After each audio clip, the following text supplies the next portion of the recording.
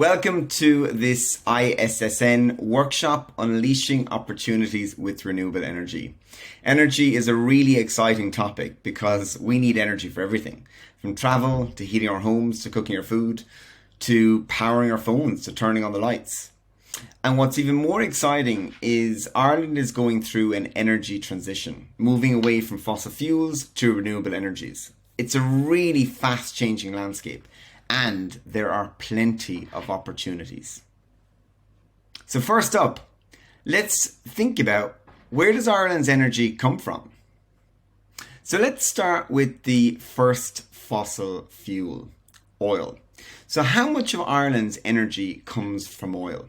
You have got 10 seconds to guess the percentage with your partner. Have a chat.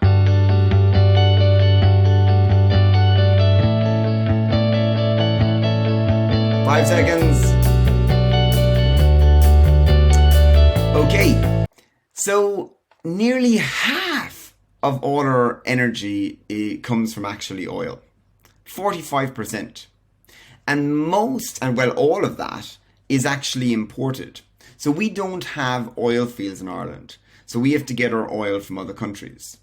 That means we're dependent on other countries for our energy. We're not energy secure. What do we use most of this oil for? A lot of it's used for transport and for heating our homes. Okay, so on to another fossil fuel, gas. How much of Ireland's energy is generated from gas?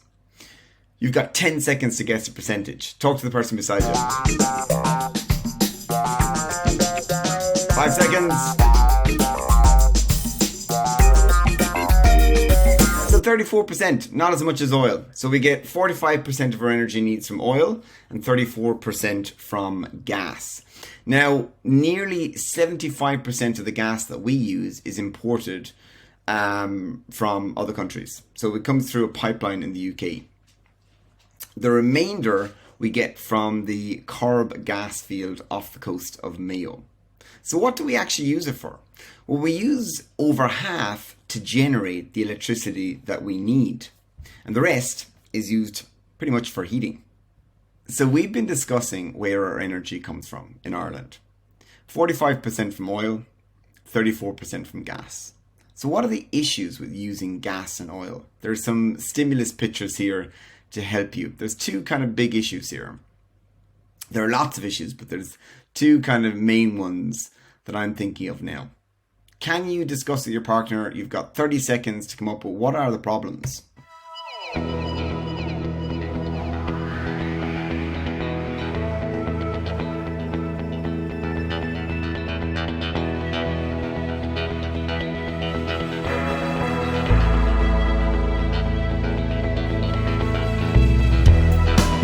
Over halfway.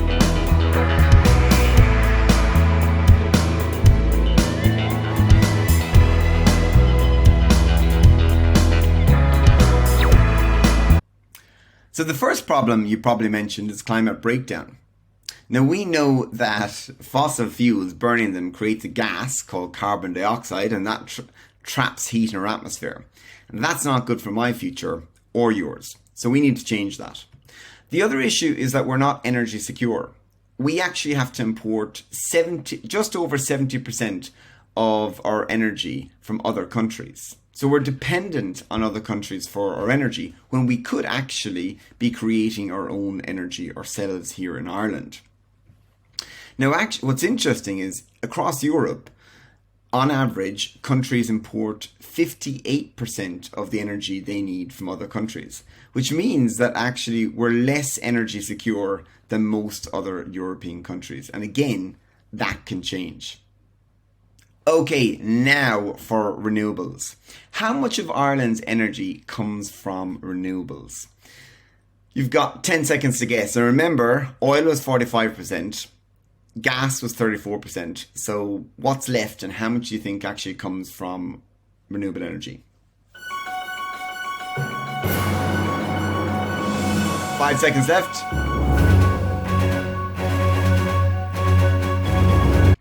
So we get 13% of our energy from renewables.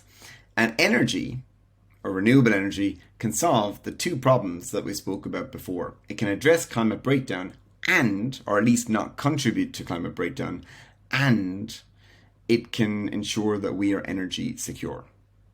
Okay, so now we're going to explore what are the benefits of renewable energy.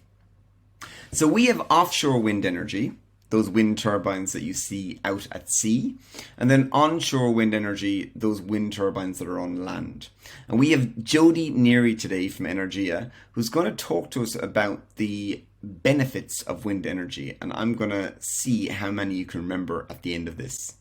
Some of the benefits of wind energy in Ireland include the fact that it's clean and renewable. It's clean because it doesn't produce carbon emissions in the air like fossil fuels such as oil and gas, and it's carbon emissions which is causing climate change. It's renewable because, let's face it, we have an abundance of wind here in Ireland, and we're able to harness that natural resource to produce clean, renewable energy to homes and businesses across the country. Another benefit is investment. The more we build onshore wind farms and offshore wind farms, the more money goes into investing and upgrading and modernizing our ports, roads, our harbors, and our national grid, which is where our energy gets passed on to homes and businesses. And that will bring money into the local and regional economy. Another benefit, and a very important one, is job creation. The more onshore and offshore wind farms that we do build, the more jobs that will be created locally and regionally. And that could mean that for students like yourselves, by the time you graduate third level, there could be jobs in your local area. And that would be a very new thing to say in Ireland, that you wouldn't have to emigrate if you choose green energy as your line of work.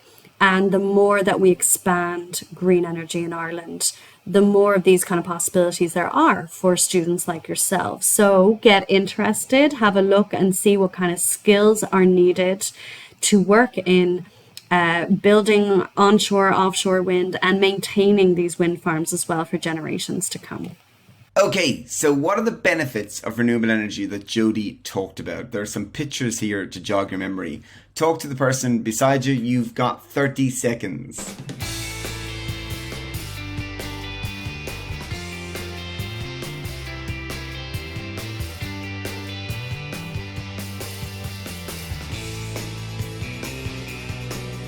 Halfway.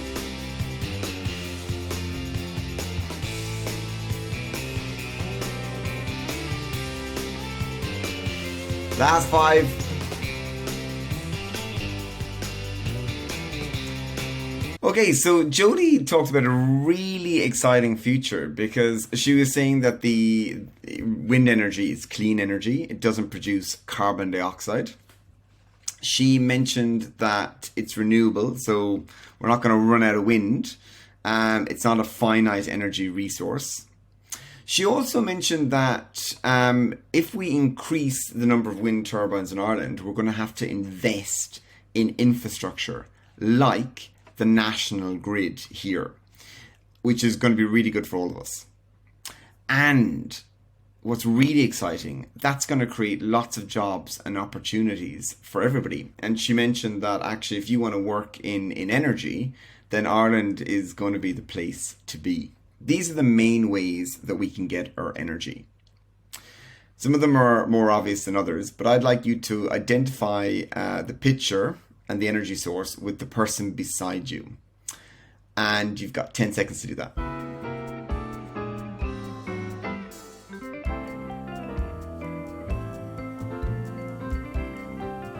Okay, so first one is coal, hydroelectricity, oil is obvious, solar, wind, gas, biomass, and nuclear energy. All of these energy sources have pros and they have cons.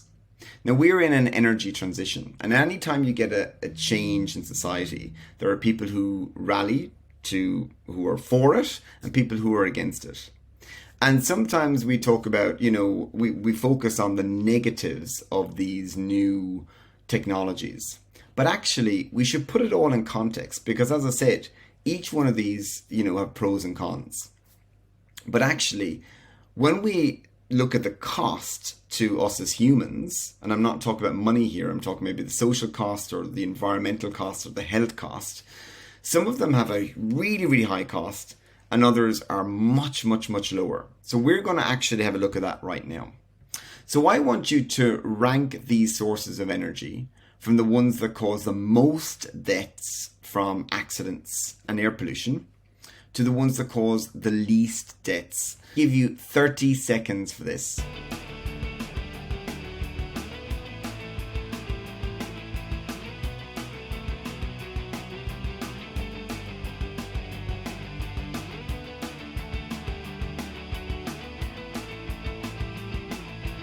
Halfway.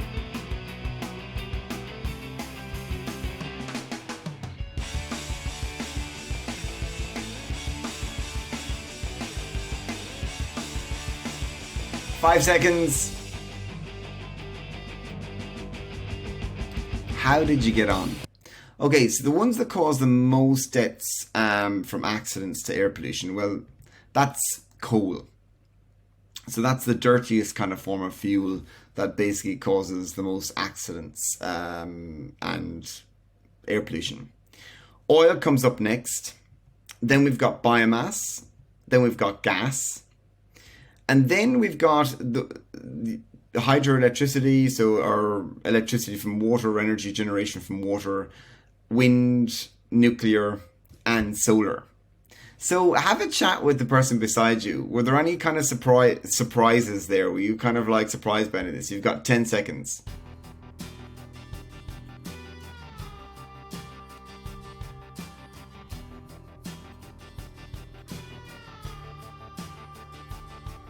Okay, so this graph is from our world in data, and it's really interesting. So you can see here, again, the safest sources of energy are solar, nuclear, wind, and water.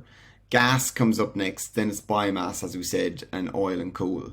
But then when we look at like the cleanest, the ones that produce the most greenhouse gases, and the ones that produce the least greenhouse gases, again, like solar, nuclear, wind, water, they are the best ones which can help us to address climate change. But we see that coal produces the most greenhouse gases, then oil, and then natural gas. It's clear what we have to do. There are tons of opportunities here in renewable energies, and we know that they're safer and they're cleaner. But what are the challenges to increasing the number of wind turbines in Ireland? So let's hear from Yvonne O'Brien about that. Hi everyone, I'm Yvonne O'Brien from Wind Energy Ireland, the representative body of the wind industry in Ireland, made up of all of these companies. Ireland has a legally binding target in our climate action plan to make 80% of our electricity from renewables by 2030. Most of that will be made by wind energy. Deploying renewable energy generation is the single best solution humanity has to address climate change. In Ireland, our best weapon against climate change is developing wind energy. Wind Energy Ireland's ambition is to lead Ireland to a zero carbon electricity system by 2035.